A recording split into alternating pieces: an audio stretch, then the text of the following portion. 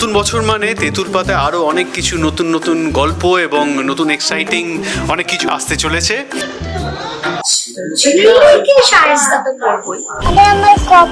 ঝিল্লি তেঁতুল পাতায় যা যা শুরু করেছে তাতে কি হবে এখনই আমি বলতে পারছি না। মানে আমাদের ভালো কাটবে না খারাপ কাটবে জানি না বাবা। নতুন বছরে আপনারা সবাই খুব খুব খুব ভালো থাকুন। যতই ঝড় আসুক না কেন আমার আর অবন্তীর জীবনে আপনারা ঠিক এইভাবেই পাশে থাকবেন।